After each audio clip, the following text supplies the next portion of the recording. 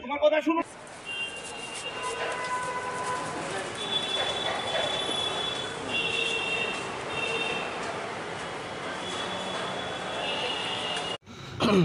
আজকে কি কারণে আপনাদের এখানটায় আসা? আজকে আমাদের এই বিশালগড় থানা ঘেরাওর মূল উদ্দেশ্য হচ্ছে পুলিশের ফুল ফর্ম হচ্ছে পি দিয়ে পুলিশ, ও দিয়ে ওবিডিয়েন্ট, এল দিয়ে লয়াল, আই দিয়ে ইন্টেলিজেন্স, সি দিয়ে কারিস, ই দিয়ে এফিসিয়েন্ট।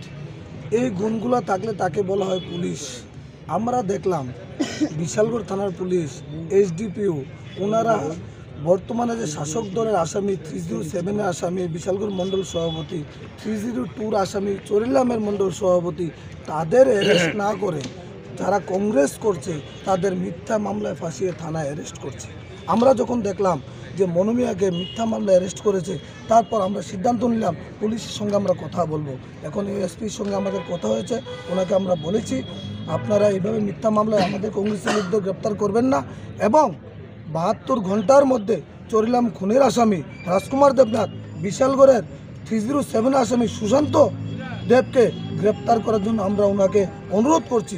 ওনারা যদি ব্যর্থ হন যে আমরা তাদেরকে খুঁজে পাচ্ছি না, তাহলে চরিলাম বিশালগড়ের আম জনতা সিআরপি সেকশন 43 মূলে ওনাদেরকে গ্রেপ্তার করে পুলিশের হ্যান্ডওভার করবে। এই বলে আজকে আমরা এখান থেকে বিদায় নিচ্ছি। বিশালগড় জেলা কংগ্রেসের উদ্যোগে যে মহামিছিল ছিল, ওই মিছিলে আমাদের নেতৃত্বে ছিলেন এমএলএ সুদীপ রায় বর্মন, এবং ওই মিছিলের শেষে আমাদের এই মিছিল থেকে বা আমাদের এই সমাবেশ থেকে বিশালগড় থানার পুলিশ মনু মিয়া নামে আমাদের একজন কর্মীকে অ্যারেস্ট করেছে। ওর সম্বন্ধে আজকে আমরা এখানে বিক্ষোভ দেখাচ্ছি, এবং এই বিক্ষোভের পরে আমাদেরকে এখানে থানার বড়বাবু আমাদেরকে ডেকে নিলেন। আমাদের সঙ্গে যে আলোচনা হয়েছে, আমরা সংক্ষিপ্তভাবে আমি যতটুকু বুঝলাম যে পুলিশ অনেক প্রেশারে আছে।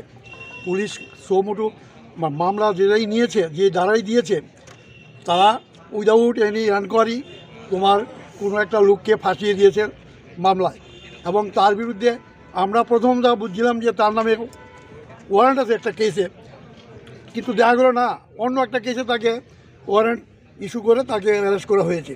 এবং এই যে ভূমিকা একটা থানার আজকে রাজ্য জুড়ে যে পুলিশের ভূমিকা, সেই ভূমিকা নিয়ে আজকে মানুষের মধ্যে একটা আতঙ্কের সৃষ্টি হয়েছে।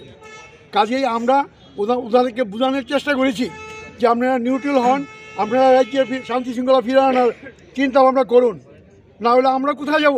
আমরা তো দাঁড়ানোর কোথাও জায়গা নেই। আজকে আপনারা পুলিশের ইউনিফর্ম পরে আছেন, আপনারা হয়তো সেফ পাবেন, আপনারা হয়তো রক্ষা পাবেন, কিন্তু আম জনতার অবস্থা কী হবে? আজকে যাদের জন্য, যাদের প্রেশারে আপনারা এইসব কাজ করছেন, রাজ্যটাকে আপনারা শেষ করে দিচ্ছেন।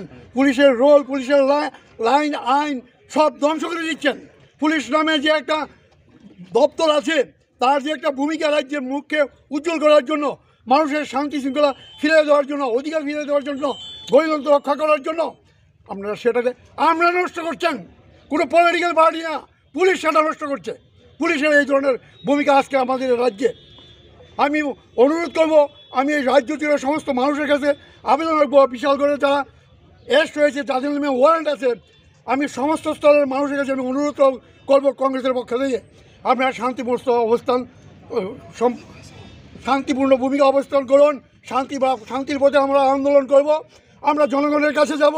এইসব গণতন্ত্র নিয়ে, অধিকার নিয়ে যারা আমাদের এইগুলির সুরক্ষা দিতে পারছে না, যারা আমাদের অধিকার রক্ষা করতে ক্ষেত্রে কোনো সহযোগিতা করতে পারছে না, এইসব প্রশ্ন নিয়ে আজকে আমরা জনতার কাছেই যাব।